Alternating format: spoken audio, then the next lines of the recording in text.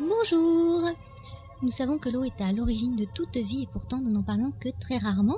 Venue et revenue de Bruxelles pour nous, Hélène Bernet qui est conseil en santé de l'habitat, qui travaille en bioénergie et puis qui s'est intéressée à plein d'autres choses. Un niveau plus terre à terre? Oui, je pratique la géobiologie aussi bien pour l'enseignement que pour les expertises à domicile. Et puis avant de faire ce genre de choses, j'avais une carrière tout à fait classique, presque en tant que fonctionnaire européen et enseignante universitaire. Donc je participe de ce monde-ci et j'ai participé de ce monde-là. D'accord, et vous vous êtes intéressé à la question de l'eau et on va voir là que c'est vraiment passionnant. Alors je rappelle pour les auditeurs qui sont dans l'émission Au-delà du miroir sur Radio Anguin Île-de-France sur les 98 de la bande FM, Moez à la réalisation technique et Corinne, donc 1h30 pour voyager, là on pourrait dire vraiment au fil de l'eau. Alors qu'est-ce qui vous a amené à vous intéresser à cette question de l'eau? Eh bien, au mois de mai de l'an dernier, donc ça va faire 1 an, j'ai reçu d'une amie 3 gouttes. Et 3 gouttes d'une eau tout à fait spéciale. Dans ce cas particulier, elle venait d'Italie, de San Damiano. On l'appelle eau mariale. Mais en fait, elle n'est pas la seule à avoir ses propriétés. Et mon ami me dit, voilà, je te donne 3 gouttes dans 1 litre. Ça fait 1 litre de la même eau. Et puis, chaque 3 gouttes de ce litre, tu peux le donner à qui tu voudras. Ça fera chaque fois 1 litre. Donc, on peut perpétuer et généraliser l'eau de San Damiano. C'est assez exceptionnel quand on connaît les qualités pratiques de cette eau. Donc, ce sont les qualités pratiques que j'ai testées depuis près d'1 an et qui font que j'ai une idée maintenant, c'est de mieux faire connaître les propriétés de cette eau et faire qu'on la diffuse plus largement. D'accord, parce que là, moi, ça me paraît une eau mariale, je sais pas trop ce que c'est. Qu'est-ce qu'il faut entendre derrière ce terme? C'est un peu restrictif parce que cette eau-là est une eau mariale dans la mesure où on la trouve dans un endroit où certaines personnes ont cru apercevoir la Vierge. Mais ce phénomène n'est pas lié du tout à des apparitions et il m'est arrivé de rencontrer ce type d'eau dans une source qui était qualifiée par les autorités bruxelloises ou belges, disons, de non potable avec une grande affiche. Et là, il n'y a certainement jamais eu d'apparition non plus.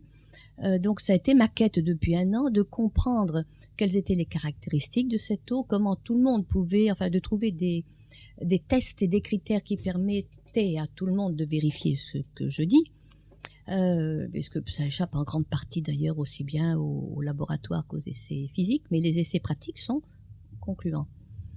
Donc j'ai réfléchi aux différents critères qui permettent de définir ce genre d'eau et donc au test qui permet de la répandre. J'ai étudié les limites parce qu'il ne s'agit pas seulement de la diffuser.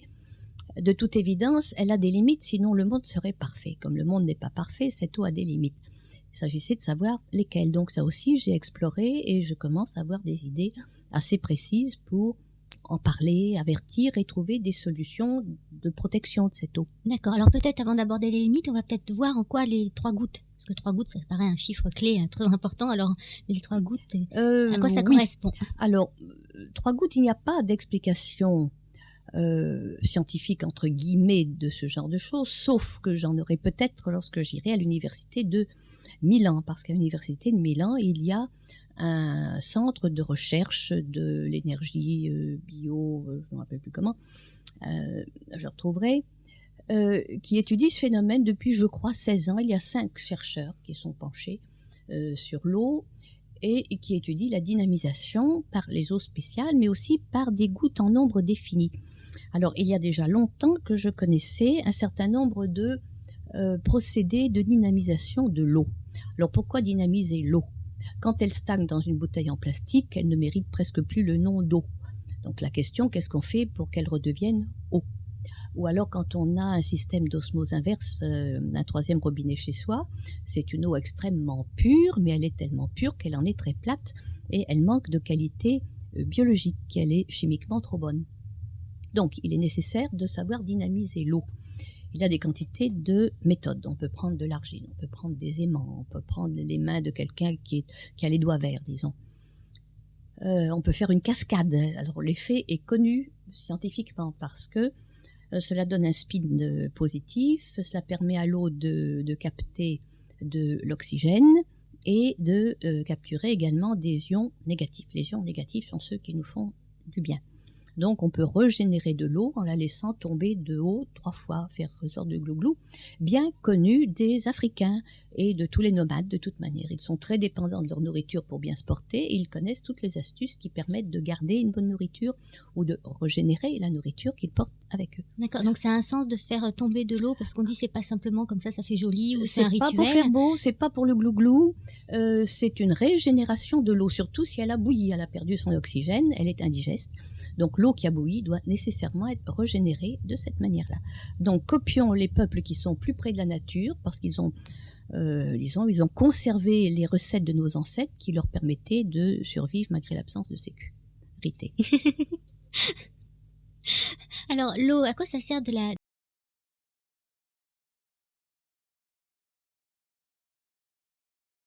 dynamiser, parce qu'on comprend bien que maintenant, alors si j'ai bien compris, elle peut être trop bien, elle est chimiquement bien, mais elle est plate. Pour nous, elle nous apporte rien. Qu'est-ce qu'elle est censée nous apporter?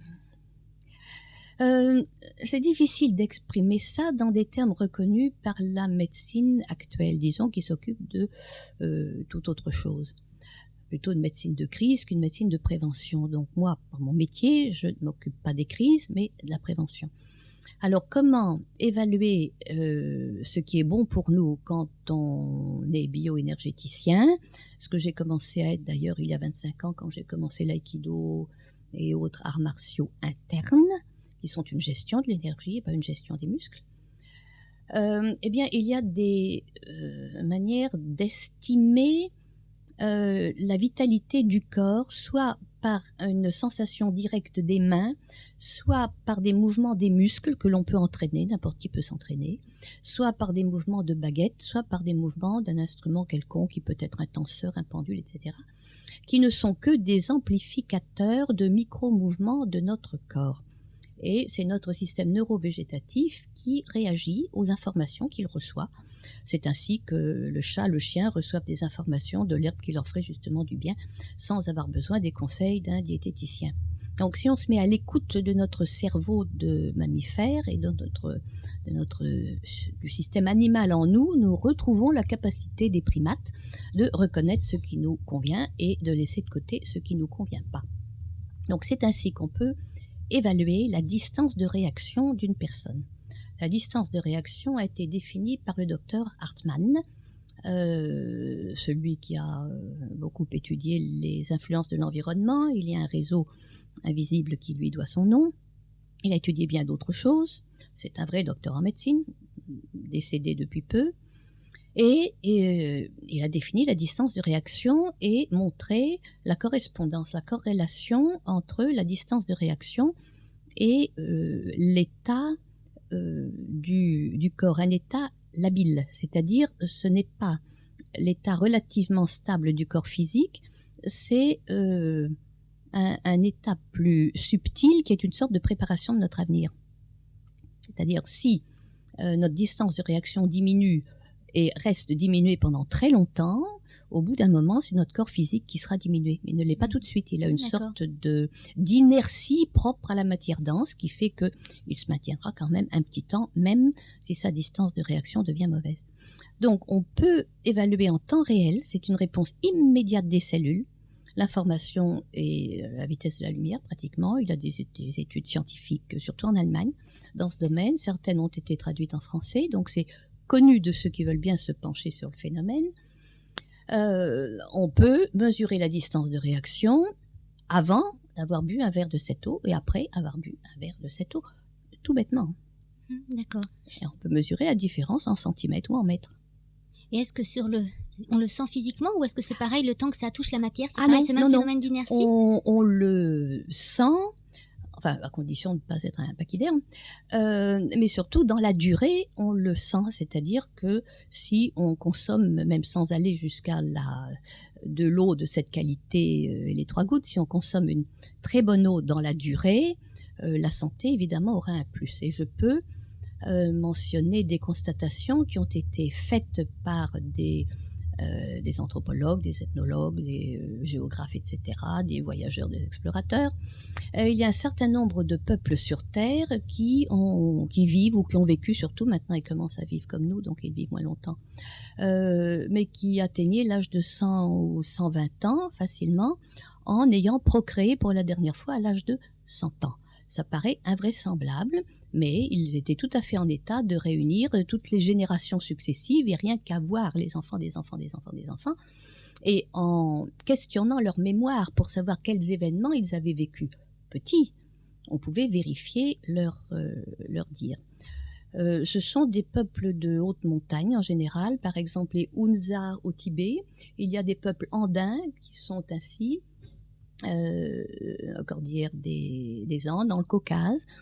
Alors le point commun, c'est pas seulement qu'ils travaillent tous les jours régulièrement, mais sans avoir 3 téléphones qui sonnent en même temps. Ils ont toujours une tâche, ils sont insérés au sein de leur famille, donc il y a d'autres cofacteurs que l'eau, mais l'eau qu'ils boivent est une eau tout à fait particulière, l'eau des torrents, de la fonte des glaciers, et qui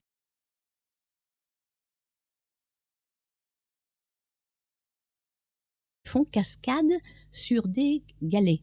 Alors les propriétés de ce type d'eau a été étudiée par des scientifiques et qui essayent de reproduire ce phénomène en laboratoire en essayant d'avoir des brevets sur l'eau qui en découle. On parle beaucoup maintenant de la lutte entre la Turquie, les USA, de CIA et FBI ou FBI et CIA s'en mêlent. Enfin, il y a de grands romans sur Internet, mais à la source, il y a cette idée que certaines eaux sont plus précieuses que d'autres. D'ailleurs, pour savoir que certains le sont moins, il suffit de mettre le nez sur de l'eau croupie pour voir qu'il y a différentes qualités d'eau. Et quelles expériences vous avez pu faire, vous? Comment vous avez, là on sent bien que vous avez, ça fait 1 an que vous travaillez sur ce sujet avec des expériences. J'ai fait des expériences tous azimuts, étant relativement curieuse et très, très intéressée par ce phénomène. Parce que je vais vous citer Riccardo Petrella, bien connu. Les ressources de base à l'heure actuelle sont l'argent, bon, on le savait, l'information, on commence à le savoir, et l'eau. Alors, il est un fait qu'on a déjà prévu que les prochaines guerres maintenant ne seraient plus la guerre du pétrole comme la dernière guerre mondiale, mais des guerres de l'eau. Donc, si l'on peut soigner l'eau, c'est autant de gagner. Ce n'est pas ça qui va faire jaillir l'eau là où il n'y en a pas, mais soigner celle qu'on connaît, ça me paraît être un devoir citoyen de la planète. Or, il y a des moyens qui sont d'une simplicité tellement extraordinaire que justement il y a un frein pour des gens bien éduqués, pour des scientifiques, pour des médecins, etc. Il y a un frein à y croire tellement ça paraît étonnant. Donc j'ai mis au point des tests pratiques pour que chacun puisse vérifier.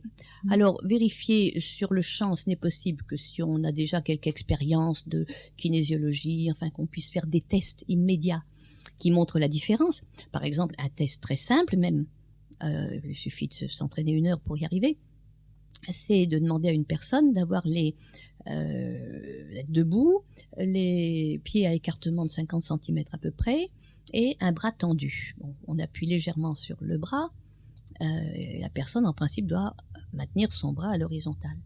Et puis entre les chaussures, on met des produits que la personne ne peut voir. Donc il ne s'agit pas de nourrir son imaginaire. Alors on met en succession une bonne pomme, du sucre blanc industriel raffiné, peut-être un petit peu d'aspartame, ou etc., de l'eau croupie, et puis cette eau-là, et on évalue. Non, ce n'est pas une mesure, c'est une évaluation. Mais la plupart des actes de la vie sont des évaluations et pas des mesures. On serait sinon mort depuis longtemps, faute de pouvoir tout mesurer. Donc, on arrive à sentir très fort aussi bien la personne qui teste que la personne qui est testée, la différence biologique entre quelque chose qui soutient notre système neuromusculaire ou les produits qui l'entraînent en dysfonctionnement. Alors, dans la durée, il y a un certain nombre de tests à faire. J'ai utilisé moi-même cette eau, j'ai distribué largement autour de moi et des personnes ont eu aussi des idées de tests. Moi, je l'ai mis par exemple dans la chasse d'eau. Bien. Alors ensuite, j'ai demandé à la personne d'entretien si elle avait remarqué quelque chose. Elle m'a dit oui, j'ai plus besoin d'acheter Harpic et compagnie. Bien, moi-même qui étais habituée à gérer le même lieu avec des sels de lavande, des lots d'arômes du docteur Intel. Bon, besoin aucun, ça a été terminé, ça dure depuis novembre, décembre, janvier, février, mars. Ça fait plus de 5 mois que la toilette a été transformée pratiquement en bénitier. C'est assez extraordinaire. Alors on met 3 gouttes dans 1 litre d'eau et puis on oublie le litre d'eau. Alors dans un endroit non technique, disons, une cave, un endroit quelconque, mais pas à côté d'une pile de vieux journaux ou pas à côté d'une antenne GSM. Donc on l'oublie et puis on constate qu'au bout d'une semaine, 1 mois, 1 an, l'eau est correcte. Ça, c'est déjà vrai des eaux thérapeutiques, même si elles n'ont pas la vertu des 3 gouttes en question. Parce que l'eau thérapeutique n'est pas nécessairement multipliable. Mais un test pour une eau thérapeutique, c'est qu'elle se conserve telle qu'elle pendant des années. Alors, le critère pour l'eau spéciale, 3 gouttes multipliables, c'est en plus qu'on fait le test, mon test classique, c'est de prendre 10 verres en verre, de les remplir d'une eau quelconque et ordinaire, du genre eau du robinet, eau de distribution de la ville, de mettre 3 gouttes dans le premier verre, ensuite du premier verre un peu dans le deuxième, du deuxième un peu dans le troisième, et ça au 10e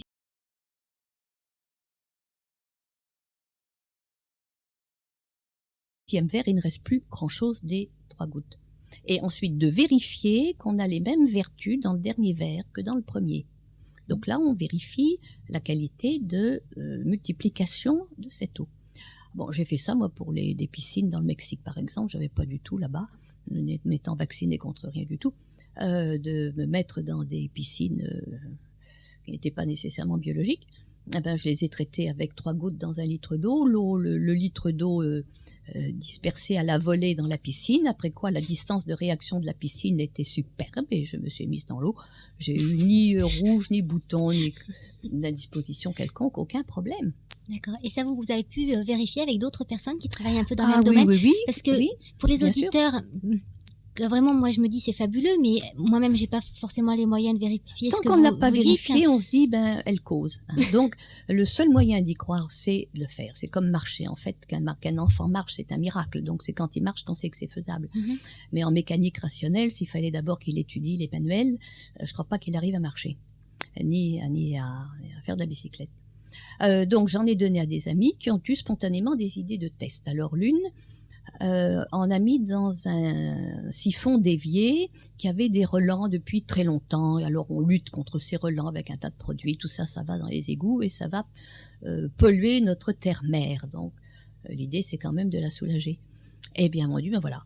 J'ai mis les 3 gouttes il y a quelques mois. Les relents, c'est terminé.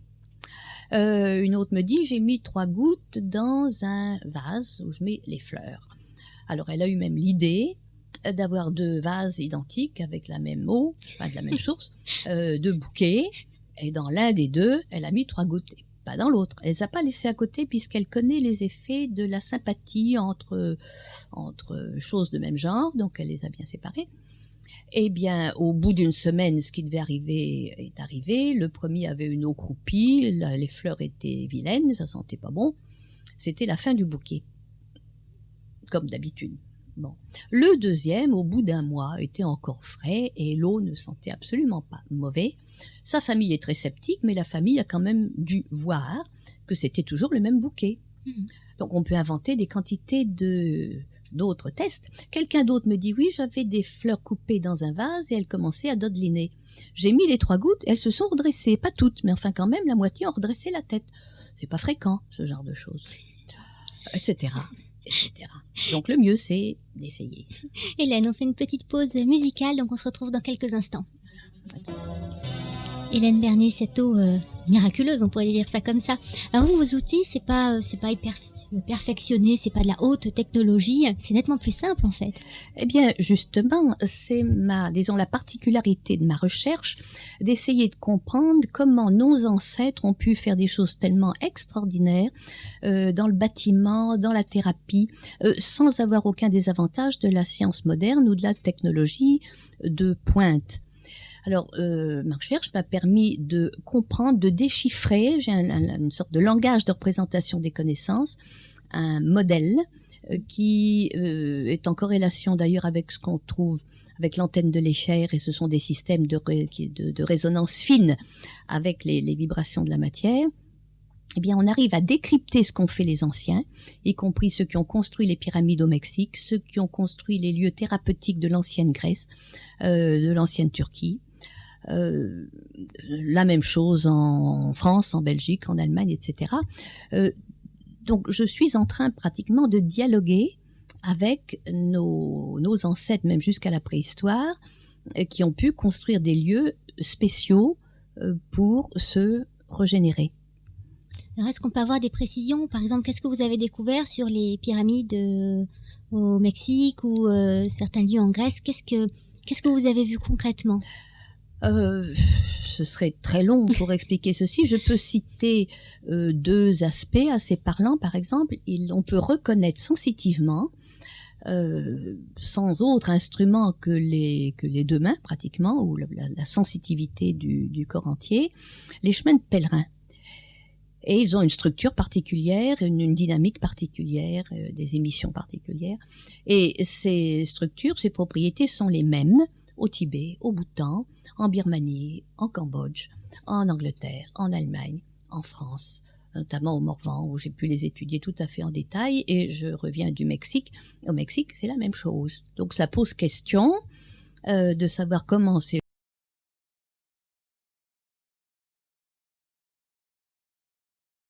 gens-là avaient la même technique pour faire des chemins de pèlerins, mais d'autre part, c'est extrêmement réconfortant, donc comme je le disais, d'entrer en dialogue avec ceux qui ont construit des pyramides il y a de nombreux milliers d'années, ou les chemins de pèlerins irrelatifs, parce que ces chemins aussi bien vont d'une pyramide à l'autre. Donc il y a une correspondance dans le temps. Donc c'est une recherche qui me passionne. Alors, à cette occasion, j'ai pu voir que ce qu'on appelle le sacré dans tous ces endroits, ou le divin, ou bon, etc., correspond à une même structure énergétique, qui est une complétude, c'est-à-dire la présence de toutes les fréquences. Et si on le symbolise par l'arc-en-ciel, un arc-en-ciel élargi, puisqu'il y aura aussi l'infrarouge, le noir, l'ultraviolet, le blanc et même l'antivert, eh bien, on dira qu'il y a toutes les couleurs, y compris le blanc, haute intensité, donc un spectre qui aura la forme d'un rectangle. La complétude, la perfection. Donc, quel que soit le nom qu'on donne au sacré, moi, je retrouve les caractéristiques sensitives identiques dans tous ces coins du monde. C'est assez éblouissant, c'est-à-dire que ça fait partie de mon alimentation. Alors, en ce qui concerne l'eau, c'est la même chose. Quand une eau a été qualifiée de mariale, de sacrée, etc., etc. Bon, je trouve qu'il y a ce type de spectre et certaines vertus qui sont au moins la conservation longue durée et dans certains cas la reproduction sans dynamisation. Alors l'eau du Gange par exemple a un spectre intéressant mais qui est plutôt dans la guérison des basses longueurs d'onde pour ainsi dire, plus le blanc qui est le sacré, et elle ne se reproduit pas avec 3 gouttes, elle se reproduit par dynamisation. Alors que les 3 gouttes dont je parle ne demandent pas de dynamisation. D'accord. Donc c'est complètement une autre approche. C'est une autre famille. Ça ne veut pas dire qu'il y en a une qui soit supérieure à l'autre. Je n'ai rien contre l'eau du Gange. Maintenant, ceci étant, les étiquettes, il faut aussi s'en méfier. J'ai reçu de l'eau venant de Lourdes. J'ai reçu deux échantillons. Une qui correspond à la définition sensitive que je viens de donner, et l'autre qui correspond à peu près à l'eau du robinet. Alors, comme ils ont fait des travaux, qu'il y a de nombreux robinets, je suppose que l'un ne vaut pas l'autre, pour des raisons qui m'échappent, puisque je n'y étais pas. Par contre, je peux vous parler de la source, la fontaine Lamartine, square Lamartine, à Paris. C'est une très bonne source parisienne, la meilleure me dit-on, et j'y suis allée. Il y a 3 robinets, 2 d'un côté et 1 de l'autre, qui ne donnent plus d'eau pratiquement, ils font du goutte à goutte. Alors je les ai essayés tous les 3. Les 2 jumeaux donnent de l'eau quelconque et ordinaire, et le 3e, tout seul sur le côté, lui donne une eau qui correspond à ma définition de l'eau spéciale, qu'on peut appeler bioactive, on peut l'appeler biogénique, multipliable, enfin on l'appelle comme on veut. Pour le moment, je l'appelle l'eau spéciale.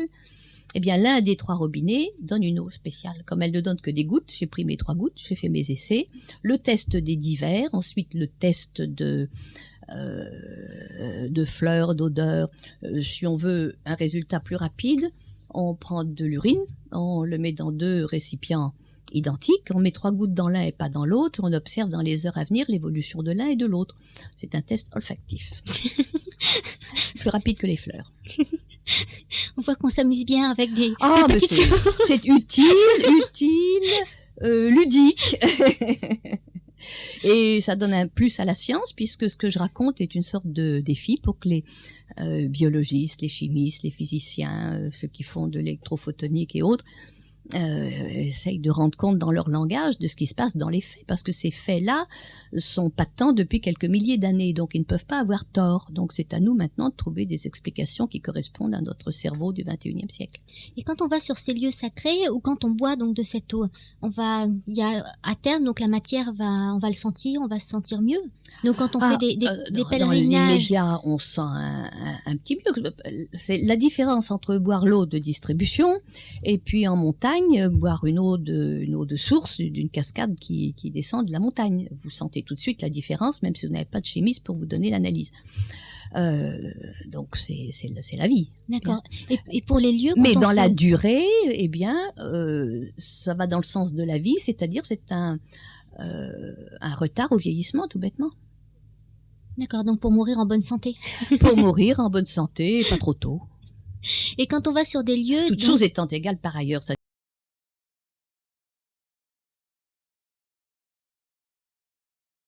dire si on continue à fumer comme une cheminée, à être stressé du matin au soir, à battre ses enfants, à se faire battre par son mari, bon, on vivra pas jusqu'à 120 ans, une vie heureuse et épanouie. Quand on va sur les lieux sacrés, donc on a bien compris, il y a une sorte de complétude. Est-ce que on va ressentir les mêmes effets qu'en buvant l'eau, par exemple ? En allant sur les lieux, par exemple, c'est vrai que les églises ou ça peut être les pyramides, où il y a tout de suite le même bien-être quand on est sur... Bien sûr. Alors de nouveau, pas pour un pachyderme. Certaines personnes sont imperméables à tout. D'autres sont au contraire des mimosas. Il y a des personnes qui sont tellement sensibles qu'elles ne peuvent pas s'asseoir à une table où il y a plusieurs personnes parce qu'elles ont mal au foie avec la personne de droite, mal au rein avec la personne de gauche. Elles se mettent à tousser comme la personne d'en face. Certaines personnes sont des éponges de tous les maux de la nature. Mm-hmm. Donc moi je parle d'une personne normale qui n'est ni pachyderme ni mimosa. 100 quand le lieu est bon et 100 quand le lieu n'est pas bon. C'est une faculté naturelle de tous les enfants. J'ai une petite fille. Bon, quand elle avait 3 ans, elle est entrée dans mon bureau. Mon bureau, il y a du liège par terre, un petit tapis en jute. Bon, et pour l'ensemble, c'est biologiquement correct. À peine ouvert la porte, elle dit « Ah, on se sent bien ici ». Bon, je n'avais pas posé la question. C'était une réflexion tout à fait spontanée. Mm-hmm. Un jour, ma fille me demande de vérifier un fauteuil. Je crois que j'ai raconté cette histoire-là où elle ne s'était jamais assise sans commentaire. Bien, en effet, le fauteuil n'était biologiquement pas en ordre. L'enfant se contente de ne pas s'y asseoir, c'est tout, c'est normal. Nous sommes nés comme ça. Et est-ce que cette eau, par exemple, peut nous aider justement à redevenir plus sensibles et plus ouverts à notre environnement, plus réceptifs ? Oui, c'est-à-dire que c'est un peu comme si nos moustaches de chat grandissaient. Mm-hmm. Hein ? Si nous n'écoutons jamais nos sens, nous perdons nos moustaches, c'est-à-dire qu'on finit par ingérer n'importe quoi, par fumer n'importe quoi, et nous avons perdu les avertissements qui nous permettraient de cesser de faire des bêtises. Mm-hmm. Alors qu'en buvant de l'eau correcte, et si possible cette eau dynamisée qui est plus que correcte, on aiguise le 6e sens, donc normalement on entre dans un cercle vertueux, qui permet d'aller de mieux en mieux en écoutant de plus en plus l'instinct. C'est-à-dire il ne s'agit pas de faire preuve d'extraordinairement de discipline et de se contraindre à des régimes de vie dure pour se porter mieux. Simplement, c'est que l'envie grandit pour les choses qui nous font du bien et diminue pour celles qui nous font du mal. Et ça se fait avec un grand sourire, presque sans y penser. Alors l'eau, vous disiez au début d'émission, elle a des limites, cette eau, autrement le monde serait déjà parfait. Serait parfait. Alors j'ai été intriguée par les limites et c'est plus difficile à trouver que de trouver la multiplication. La multiplication, il suffit de mettre une centaine de verres et puis de voir ce qui se passe de verre en verre ou de le donner à un tas de gens et puis de les retrouver au bout de 3 mois. Alors, j'ai fait des essais dans un grand lac, par exemple, qui était vraiment pas en ordre. Eh bien, de mettre 3 gouttes à un des bouts du lac n'a pas suffi pour régénérer l'autre bout du lac. Mais entre-temps, j'ai des idées. D'ailleurs, ça ne m'est pas venu tout à fait toute seule. C'est que déjà, ça court dans l'air de dire que le quartz a une mémoire très dense. Bien, c'est connu en informatique. Et j'ai fait des essais de mémorisation de l'information au spécial dans du quartz.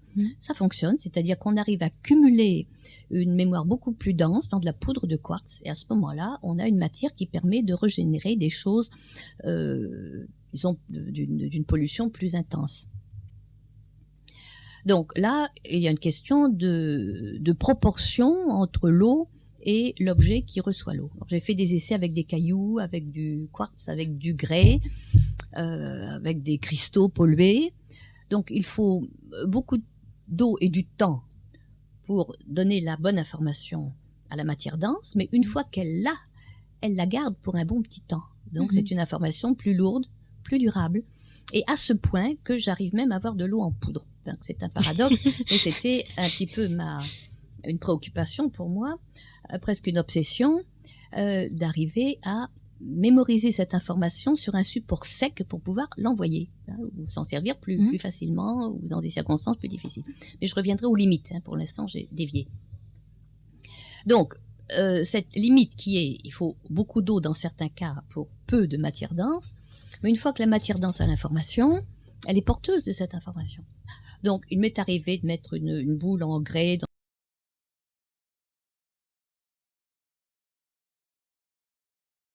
dans une coquille d'un nautile, par exemple. Et puis, au bout de 15 jours, je reviens, tout est sec. Eh bien, j'ai pris de l'eau quelconque et ordinaire, je l'ai versée sur ce récipient sec, et l'eau a pris les vertus de l'eau spéciale via la matière dense. Donc, c'est une sorte de photocopie de la photocopie. D'accord. Ça marche. J'ai eu donc plusieurs fois le cas. Maintenant, c'est assez répétitif. Alors, autre limite, c'est dans cet état d'esprit, quand on sait qu'une faille, c'est beaucoup de roches, et en même temps, c'est un aimant, c'est-à-dire un côté de la faille est plus et l'autre est moins, puisque la terre étant un gros aimant, quand elle est cassée, ça fait comme quand on casse un aimant, il y a un côté plus, un côté moins, c'est logique.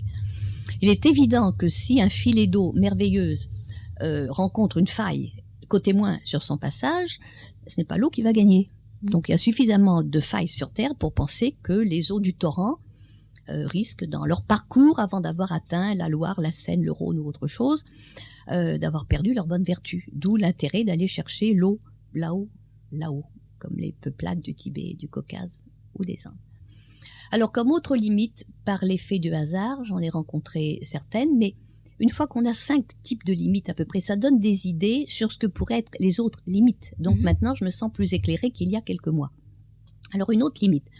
J'avais donné de l'eau à une amie qui vit au bord de la mer, et un beau jour, elle a constaté que l'eau ne faisait plus d'effet. Elle en a donné à une amie en disant, voilà, avec 3 gouttes, tu feras des miracles. Et l'amie, qui est sensitive, lui a dit, ton eau, c'est pas miracle du tout, l'eau de mon robinet, elle est mieux.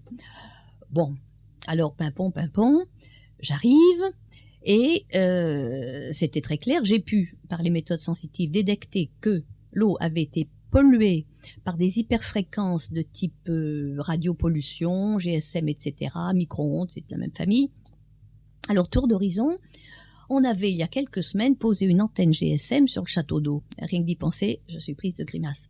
Donc, de nos jours, on met des antennes GSM sur les châteaux d'eau, comme on en met dans les églises. Alors, l'eau du château d'eau est entrée en fureur, et par sympathie, l'eau spéciale, qui était à 100 mètres de là, a quand même capoté. Eh bien.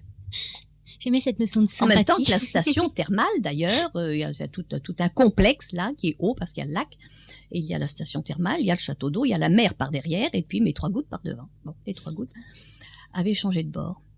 Alors, autre constatation, dans la même maison où la personne avait mis 3 gouttes du temps qu'elle était correcte dans une bouteille en plastique et abandonné la pauvre bouteille en plastique par terre à côté d'une pile de vieux journaux.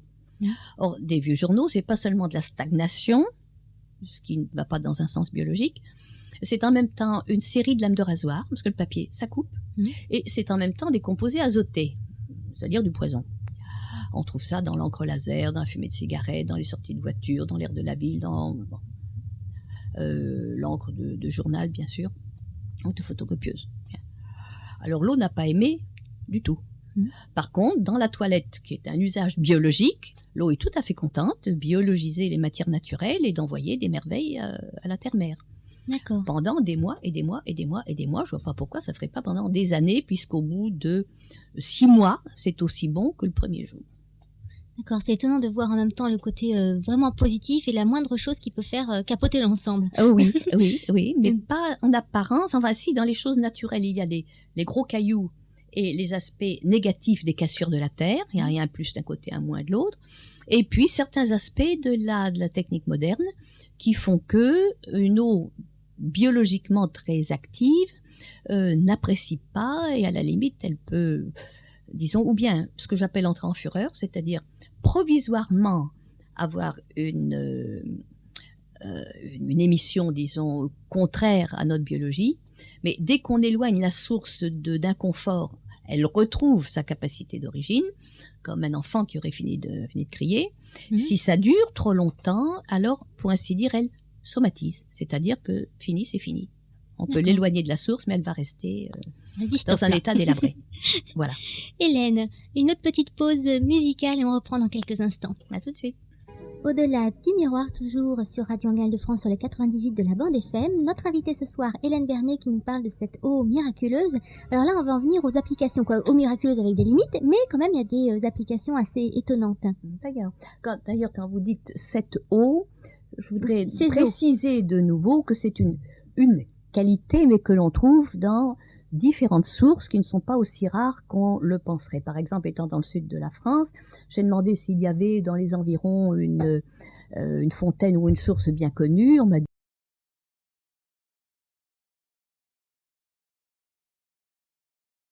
mais à 3 km d'ici, il y a Réal.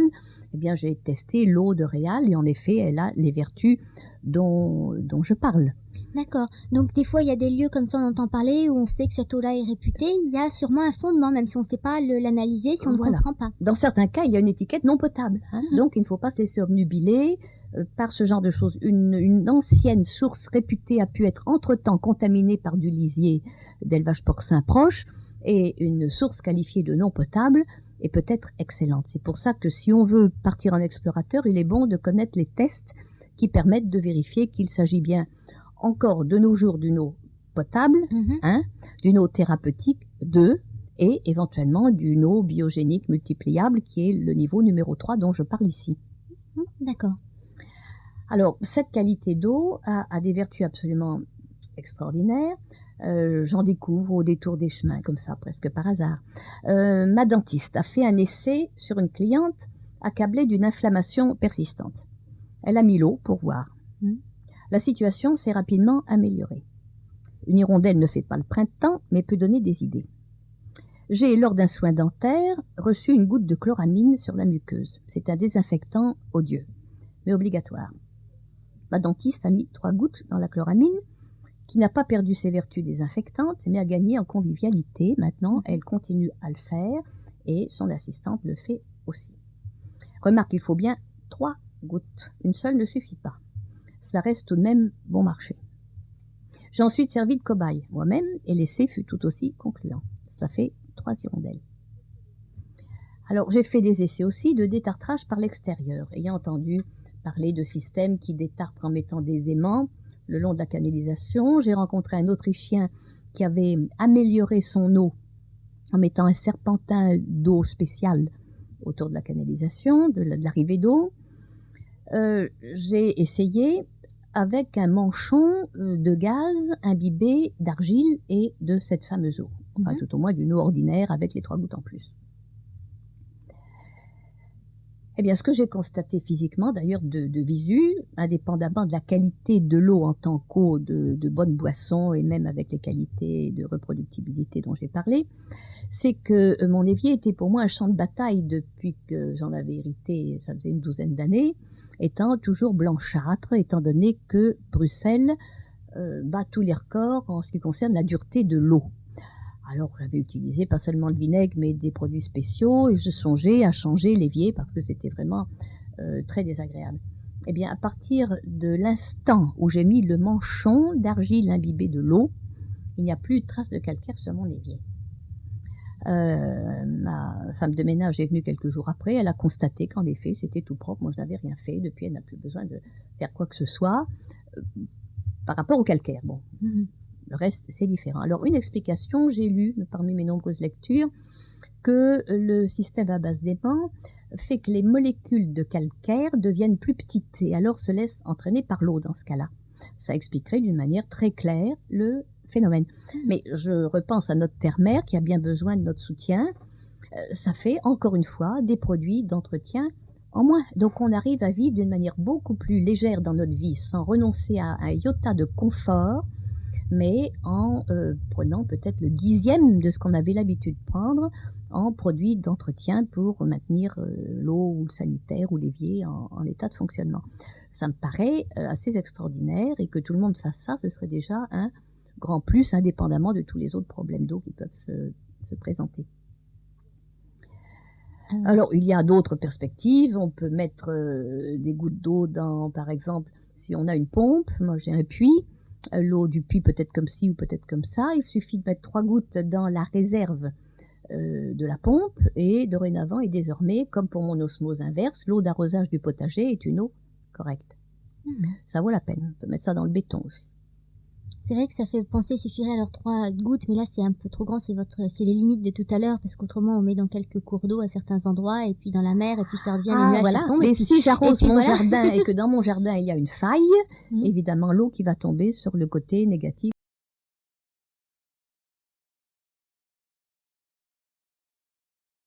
de la faille ne sera plus la même eau. Ça c'est clair. Donc on peut à tout moment rencontrer les limites qui font que le processus s'arrête. D'accord. Donc il y a encore plus grand que nous, parce que là ça fait penser que ça y est, on tient notre destin en main, on peut remettre la terre d'aplomb. Et non, il nous manque encore des éléments. Non, mais on le tient mieux en main que si on n'a pas les 3 gouttes. C'est quand même un grand plus. Et je dois dire que ça m'a apporté un rayon de soleil depuis que j'ai ces 3 gouttes et surtout toute l'expérience concernant ce qu'on peut faire pour la terre-mère et pour nos contemporains. Ça a tout de même apporté un grand confort dans ma vision du monde et de l'avenir.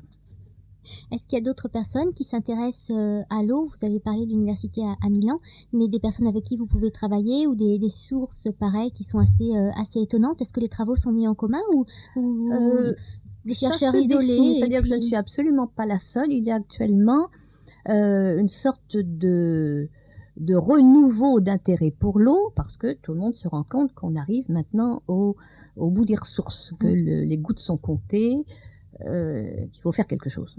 Donc il y a une grande agitation. Alors certains qui distribuent de l'eau à 1600 francs belges la petite bouteille, d'autres etc. Il y a des systèmes de régénération de l'eau, mais dès que c'est vendu normalement, ils ne disent pas exactement comment c'est fait. Dans certains cas, par des méthodes sensitives, j'ai pu être certain qu'on avait pris l'eau de Saint-Odile, par exemple, pour faire certains produits qui régénèrent les aliments ou qui régénèrent l'eau.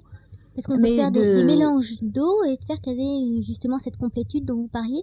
Oui, alors il y a 2 aspects. C'est que les eaux du genre Saint-Odile, O1, donc la fameuse non potable qui est superbe, la source Lamartine et autres, ont un point commun, c'est la complétude du spectre. Également, quand on utilise un oscillateur qui peut être un pendule ou toute autre chose, un pendule même qu'on n'est pas obligé de tenir à la main si certaines personnes pensent qu'on l'agite soi-même, donc il y a des techniques pour montrer qu'il fait ça tout seul, juste en posant le doigt sur un trépied. On peut voir également qu'il y a une signature qui est une oscillation dans les 12 directions de l'horloge, donc la complétude également de ce point de vue-là. Mais il peut y avoir une intensité plus grande dans une fréquence ou dans une direction qui fait que telle eau est très importante pour les yeux, par exemple, telle eau soignera plus ou moins tel centre énergétique de l'homme. Donc, certaines vertus particulières, mais des traits communs et cette reproductibilité, dont on a peu parlé dans le passé, pour des raisons très claires. Si on veut que les gens aillent en pèlerinage, on ne va pas leur dire qu'une personne de la famille prenne 3 gouttes et il y en aura dorénavant et désormais pour toute la ville, pour tout Paris, pour toute la France. Donc, ces choses-là ne sont pas diffusées systématiquement. Elles commencent à l'être. Il y a donc, j'ai mentionné les chercheurs de l'université de Milan. C'est maintenant, j'ai la référence sous les yeux, le Centre de recherche en bioclimatologie médicale. Et il y a 5 chercheurs qui ont fait plus de 2000 tests concernant ce type d'eau que j'appelle 3 gouttes. Les ouvrages de Jacques Collin, dont je donnerai la référence, donnent quelques précisions dans ce domaine. Je travaille avec une personne qui est peut-être connue de certains d'entre vous, Georges Adjo, qui pratique l'électrophotonique, qui est l'inventeur même d'un appareil tout à fait spécial et performant. Je lui avais donné des échantillons, mais en apparence sans les précautions d'usage qui font qu'il y a conservation malgré transport, passation, attente, etc.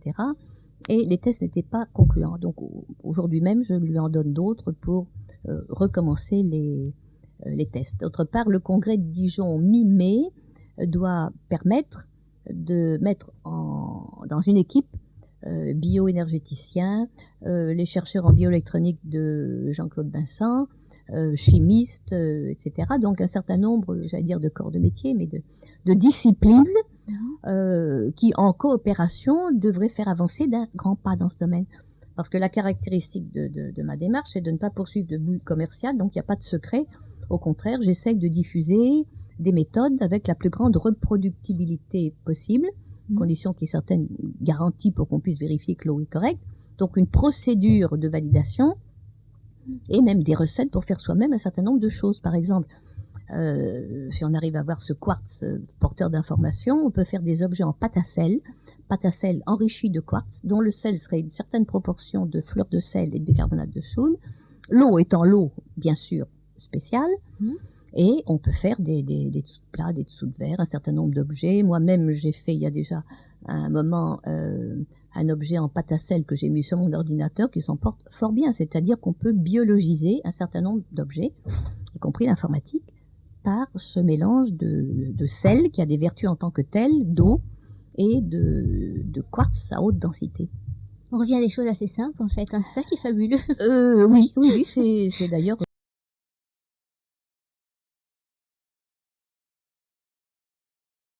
une partie de ma joie dans ce genre d'expérience, c'est qu'on donne la main à nos ancêtres et on peut retrouver des recettes de bonne santé, mais en les insérant dans le monde moderne, puisqu'il s'agit maintenant de gérer les ordinateurs, de gérer les antennes GSM, enfin de gérer un certain nombre de choses auxquelles on ne va certainement pas renoncer. Donc il faut les amadouer, les biologiser.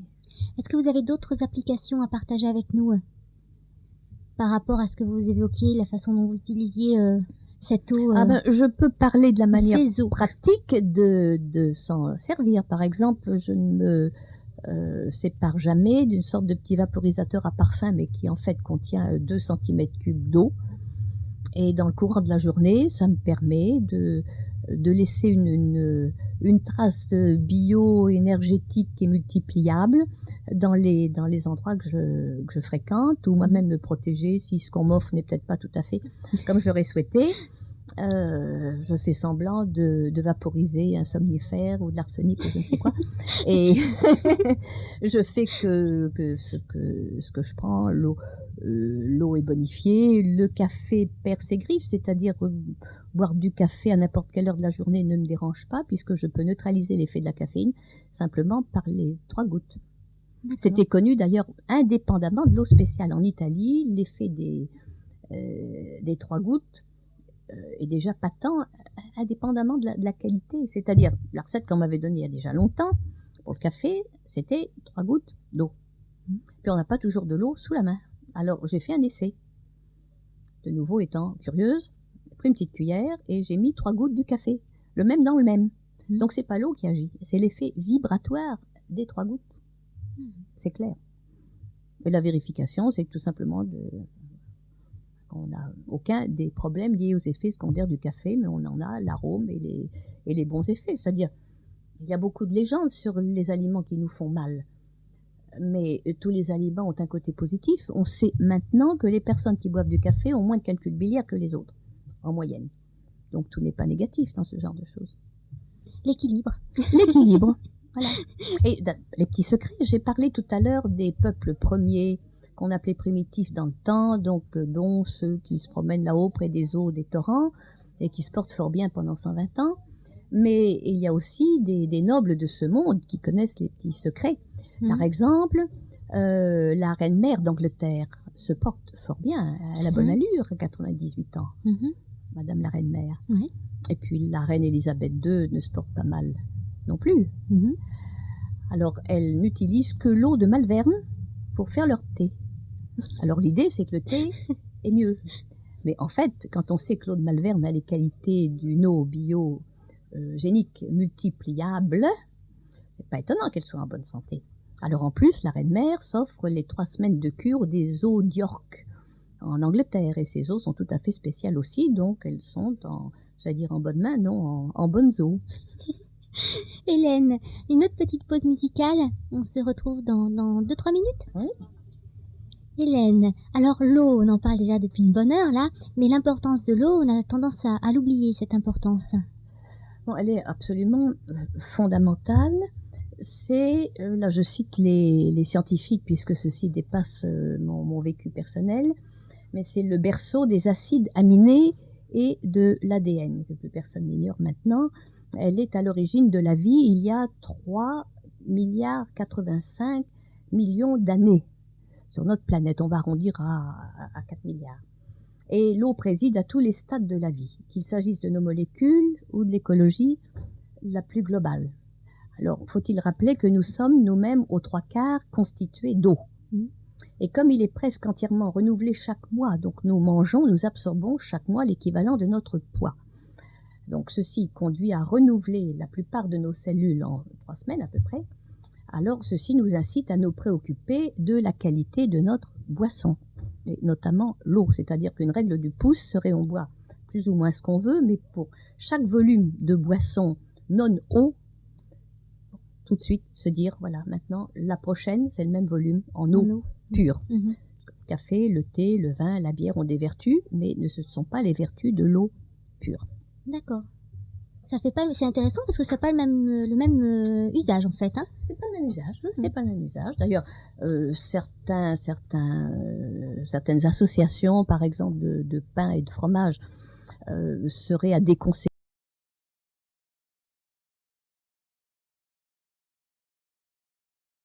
s'il n'y avait pas le petit verre de vin qui fait médiateur. D'accord. Mais c'est pas pour ça qu'on doit se passer d'eau. Ce n'est pas le même usage. Alors la tartine de pain et de fromage serait indigeste avec de l'eau, digeste avec du vin, mais notre corps a quand même droit à l'eau à un autre moment. D'accord. Alors, j'étais donc, comme je l'ai déjà mentionné plusieurs fois, un petit peu obsédée par l'idée que si on doit avoir une forte densité d'informations, de mémoire, ou si on veut envoyer l'eau par des moyens, la poste ou autre, sans perdre ses vertus, qu'il faudrait avoir un support sec, c'est-à-dire un petit peu l'eau en poudre. Alors, j'ai mentionné les essais avec du quartz, donc jusqu'à présent, c'est assez concluant. Ça n'a pas été encore répandu dans la nature pour des essais en grand nombre, mais je m'apprête à le faire maintenant, ayant terminé mon premier cycle de quartz qui a trempé pendant des semaines, toujours renouvelé l'eau, renouvelé les gouttes, et qui est arrivé à faire une sorte de mortier. Ensuite, je l'ai laissé sécher, et maintenant, j'ai retrouvé le quartz en poudre fine, et j'ai fait les premiers essais qui ont été très intéressants, d'avoir mis une pointe de couteau de cette poudre de quartz dans un verre d'eau ordinaire, qui a pris des qualités donc bioactives. Ensuite, j'ai fait le test avec cette eau, de prendre l'eau d'un robinet qui n'avait pas servi depuis 3 semaines. Donc l'eau était opaque, glauque, teintée, vraiment absolument non potable. Et j'ai mis les 3 gouttes dans cette eau-là. Alors il y a une sorte de séparation, une décantation. Tout ce qui était en suspension est tombé au fond du verre. Et l'eau claire que j'ai pu en dégager était excellente, potable, et même avait pratiquement atteint la qualité de l'eau 3 gouttes. Et tout le dépôt était bon acheté. Il y avait donc séparation du côté plus et du côté moins. Alors ceci ne contredit pas ce que je disais tout à l'heure au sujet des grosses molécules et d'un évier propre, c'est qu'il y a une différence entre l'eau courante et l'eau stagnante. Donc dans ce cas-là, c'est le traitement de l'eau stagnante. D'accord. Alors avec plus de quartz, on doit pouvoir faire que le dépôt ne soit pas corrosif. Donc à ce moment-là, on entre dans le traitement des lacs et des mares. C'est une question de dose. À toutes les échelles. C'est une question de dose. Il faut agir à l'échelle. Donc là, il faudra peut-être 1 kilo. Au prix du kilo de poudre de quartz, ce n'est vraiment pas un problème. C'est une question d'organisation que d'arriver à l'avoir sous eau et avec les 3 gouttes, renouveler l'eau, ensuite le laisser sécher et avoir la bonne dose pour le bon volume. C'est faisable. Alors je vais faire mes premiers essais dans une semaine. Que d'expérience. Est-ce que vous avez d'autres expériences? Oui, c'est que alors, je veux d'abord préciser que ça, ce sont mes expériences, mais il y a déjà d'autres qui ont fait même pas des essais, mais qui sont arrivés à régénérer certains lacs en Suisse ou en Norvège avec des procédés qui sont soit à base de quartz, sauf qu'ils ne disent pas comment ils ont traité le quartz, moi je le dis, ou d'autres procédés sous brevet. Mais il y a actuellement une sorte d'effervescence pour nettoyer l'eau et faire en sorte aussi qu'on la salisse moins à l'avenir, ce qui serait pas mal. Alors, d'autres essais, c'est que je me suis demandé si en dynamisant des poudres existantes, on pouvait obtenir un résultat semblable.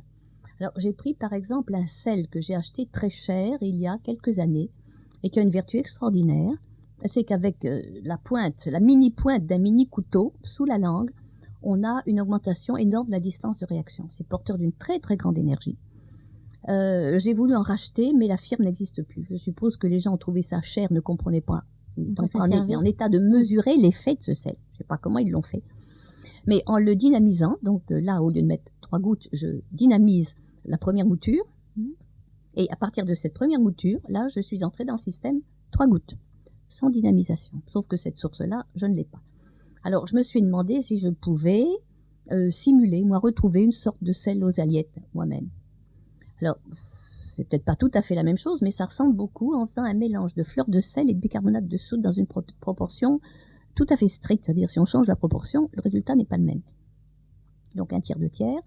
Et en dynamisant, j'obtiens une eau qui a des vertus tout à fait particulières. Alors, j'ai essayé avec les sels de Schussler. Alors, que sont les sels de Schussler? Ils sont en usage assez courant en Allemagne, moins connus en France. Un médecin du siècle dernier a pu constater que dans les cendres du corps humain, moi j'ai pas fait ça, au siècle dernier, et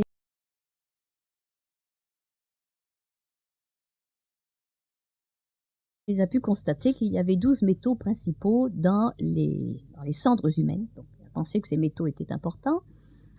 Et de là sont venus les sels de Schussler qui ont subi une dynamisation particulière. Donc c'est de type homéopathique, dynamisé, mais ça se présente sous forme de comprimés. Alors j'ai d'abord essayé avec les 12 comprimés séparément, jusqu'à ce que j'ai découvert qu'il y avait une présentation avec les 12 en un. Et en faisant une dynamisation des sels de Schussler, j'obtiens de nouveau une eau tout à fait particulière dont les vertus se rapprochent très fort de l'eau 3 gouttes. D'accord. Il nous reste un petit peu moins de 10 minutes à passer ensemble. Qu'est-ce qui vous semble important de rajouter concernant ces eaux, puisque c'est pas simplement une eau, mais c'est plusieurs eaux qui ont ces qualités-là? Eh bien, on peut se demander comment généraliser l'usage de cette eau spéciale.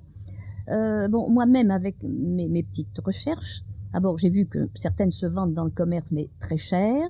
De Californie, j'ai rapporté Biogenic Oxygen, etc., mais la petite fiole, $30. J'ai acheté l'eau turque en Belgique, mais c'était 1600 francs belges le 8e de litre. D'Angleterre, on a de l'eau préparée avec des fleurs, qui est encoded with luminous development. Bon, c'est très bon, c'est cher, là, de nouveau, il n'y a pas de recette.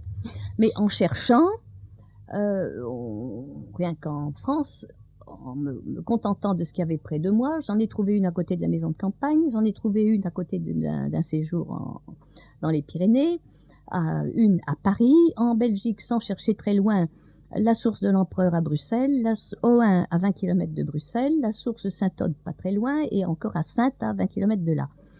Donc, il y en a un certain nombre. Donc, il peut y avoir des volontaires qui repèrent une source thérapeutique dans les environs, fassent les tests pour vérifier les qualités de l'eau et ensuite fassent connaître la trouvaille par la voie, par exemple, de radio IDFM. On peut imaginer que mes essais d'eau en poudre aboutissent à quelque chose, mais il faut qu'il y ait un support quelque part, un détenteur, une firme qui se charge d'envoyer, après avoir vérifié que ça arrive en aussi bon état après la poste qu'avant la poste, non pas pour faire payer de l'eau, mais pour simplement rentrer dans les débours pour le travail. Ça représente quand même une certaine énergie que de mettre l'information dans le quartz, c'est de faire des envois et de tenir un fichier. Alors il pourrait y avoir des dépôts auprès de certaines librairies, des magasins de diététique, etc. Et puis que ceux qui sont dépositaires de cette précieuse eau la fassent connaître et en donnent à leurs proches et aux proches des proches, puisque c'est assez facile à répandre finalement, sans problème. Donc moi-même j'ai fait ce que j'ai pu dans mon voisinage à Bruxelles. Je prépare, avant de faire une brochure explicative, j'attendais d'avoir quand même fait un petit peu, non pas le tour du problème, mais d'avoir une vision suffisamment fiable des limites, parce que c'est dangereux de dire voilà une eau merveilleuse, quelqu'un vous croit, ne refait pas les tests, et l'eau capote parce qu'on met une antenne GSM sur l'église la plus proche ou sur le château d'eau qui se trouve derrière votre maison et que vous ne voyez même pas. Je pense que dans quelques semaines, quelques mois, ce sera diffusable avec toute précision sur les précautions à prendre. Qui pourrait diffuser la chose en elle-même? Pour l'instant, je n'en sais rien, mais il y a quelques pistes. Peut-être qu'en automne, on pourra donner des noms, des adresses ou des méthodes. D'accord. Là, on comprend bien ce qui est intéressant, c'est que cette eau-là, elle appartient à tout le monde, qu'on est tous responsables de ce qu'on fait de la planète. Donc, il faut s'y mettre ensemble pour faire que voilà, je pense que c'est une question de conscience globale, d'éveil, d'information, de volonté. Et ceux qui s'éveilleront le plus vite, le mieux à ce genre de choses ne sont pas nécessairement les plus instruits au niveau académique, parce que dans la mesure où on a adopté au cours des années un certain paradigme, il est d'autant plus difficile d'en changer. Donc la personne simple dans la campagne comprendra vite, et une personne au cerveau très très complexe va peut-être demander d'abord toutes les preuves à l'appui et attendre quelques années pour s'en servir. Mais il suffit qu'il y ait suffisamment de personnes pour aider à régénérer l'eau, pour faire déjà une différence pour la France et la Navarre. Parce que là, vous devez quand même avoir des personnes des détracteurs par rapport à ce que vous expliquez, des détracteurs par rapport à vous, ce que vous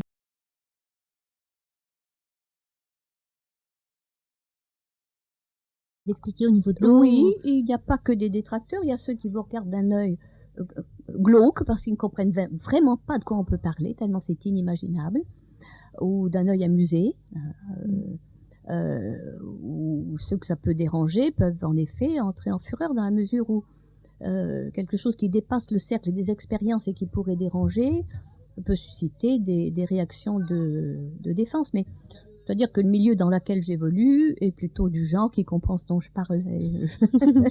D'accord, qui se ressemble, s'assemble, donc là ça fonctionne, il n'y a pas de problème.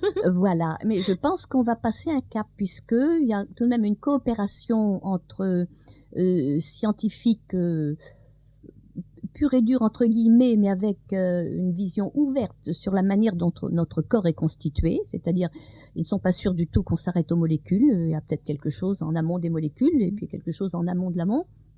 Donc dès qu'une coopération s'instaure entre ceux qui peuvent faire, donc comme je disais, la bioélectronique de Vincent, les spécialistes de l'eau, ou spécialistes pas de l'eau mais de la chimie ou de la biologie, autre chose, et qu'il y a coopération ne serait-ce que dans un centre de recherche. Ensuite, une coopération devrait s'amorcer avec les chercheurs de Milan.